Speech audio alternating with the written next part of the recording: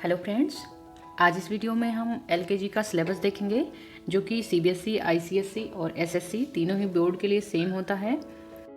इस वीडियो में इंग्लिश और मैथ का कंप्लीट सिलेबस देखेंगे। अगली वीडियो में जनरल अवेयरनेस और हिंदी का सिलेबस देखेंगे। उसका लिंक हम डिस्क्रिप्शन बॉक्स में दे देंगे, तो आप उसे ज़रूर देखिएगा। तो चलिए देखते हैं एलकेजी में बच्चों को क्या क्या चीज़ें सिखानी होती हैं। पहला, प्री राइटिंग स्ट्रोक्स, यानी कि बच्चों को लिखना सिखाने के लिए ये हेल्पफुल होता है। Standing line, sleeping line, slanting line, curve. यहाँ पे आप देख सकते हैं ये स्टैंडिंग लाइन और स्लीपिंग लाइन इस तरीके की, और slanting line, curve, up curve, down curve, left right, इस तरीके से कर्व बताना होता है। और letter alphabet writing, A to Z capital letter में और A to Z small letter में। ये आपका कैपिटल लेटर है और ये स्मॉल लेटर है। इसको आइडेंटिफाई करना सिखाना होता है बच्चों को, और राइट करना भी सिखाना होता है। Object related to each letter, यानी कि इस तरीके से A is for apple, B is for ball, C is for cake. इस तरीके से ऑब्जेक्ट रिलेटेड टू लेटर्स की प्रैक्टिस बच्चों को करानी होती है। Matching capital and small letter, इस तरीके से कैपिटल लेटर का ए, स्मॉल लेटर बी और कैपिटल लेटर का सी, स्मॉल लेटर का सी से इस तरीके की मैचिंग की प्रैक्टिस करानी होती है। वोवेल्स, इंग्लिश में 5 वोवेल्स होते हैं, ए ई आई ओ यू। इसका भी बच्चों से इंट्रोड्यूस कराना ज़रूरी होता है, ए ई आई ओ यू इस तरीके से। कॉन्सोनेंट्स, 5 लेटर्स के बाद जो 21 लेटर्स होते हैं वो कॉन्सोनेंट्स होते हैं, उसका भी बच्चों से काफ़ी इंट्रोड्यूस कराना ज़रूरी होता है। फोनिक ड्रिल्स, इस तरीके से इंग्लिश में जो 26 लेटर्स होते हैं उनके अपने साउंड होते हैं, 26 फोनिक साउंड होते हैं। तो एग्जांपल के लिए ए का फोनिक साउंड अ, बी का फोनिक साउंड ब, सी का फोनिक साउंड का होता है। इसी तरीके से इसका राइम के थ्रू आप प्रैक्टिस करवाएं और बुक पढ़ाते समय आप प्रैक्टिस करवाएं।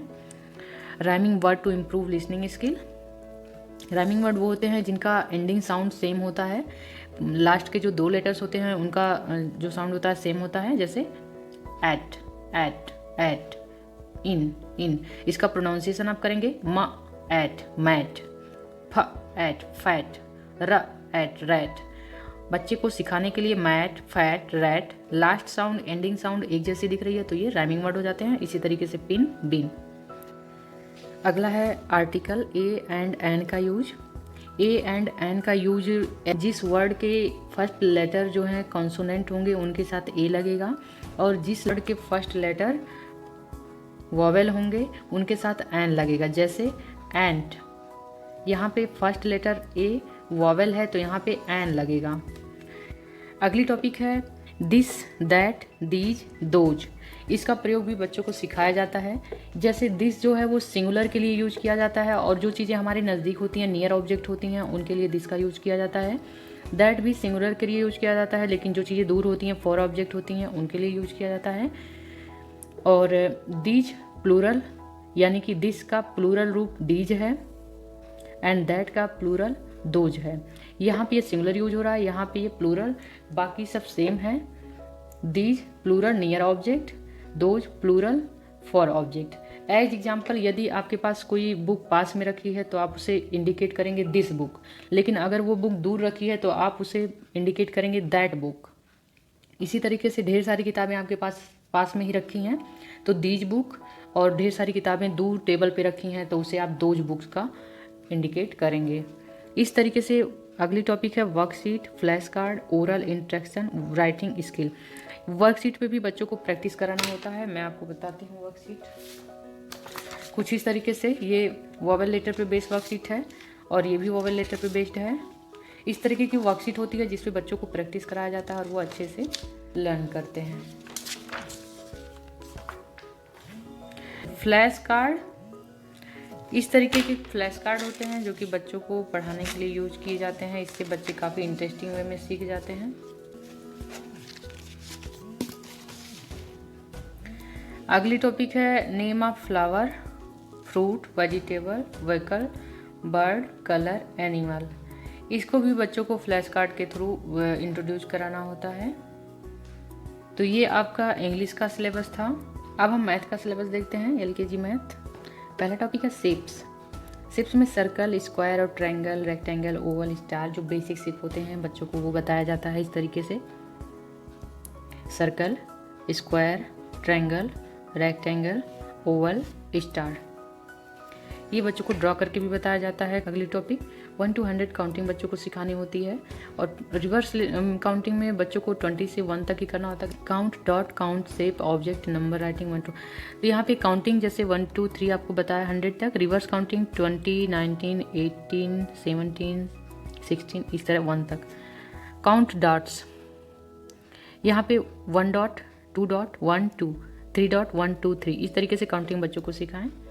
काउंट शेप्स, ऑब्जेक्ट, इस तरीके के डायग्राम बना के बच्चों को शेप की प्रैक्टिस करा सकते हैं इसमें। तो 1 triangle, circle 1 here, 1 here, 2 circle और रेक्टेंगल 1, स्क्वायर 1 2, ओवल 1। तो इस तरीके से शेप को भी काउंट करने का भी प्रैक्टिस कराया जाता है बच्चों को। काउंट एंड मैच, यहाँ पे काउंट एंड मैच की एक्टिविटी है। इस तरीके से बच्चों को सिखाया जाता है कि काउंट करो और इधर दिए गए नंबर को मिलाओ। 1 2 1 2 3, 1 2 3 4 5, 1 2 3 4 and 1।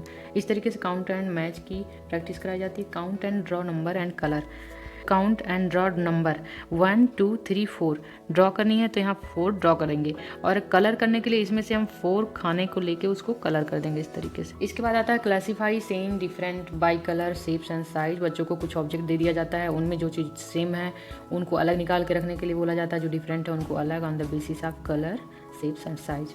Money concept, coin value, coin यानी कि 1 रुपी कॉइन, एटलीस्ट बच्चों को LKG में 1 रुपी कॉइन काउंट करने आ जाना चाहिए 10 तक। कॉइन आप दे दीजिए और काउंट करने के लिए बोलिए, इसका प्रैक्टिस आप बार बार कराएं बच्चों को।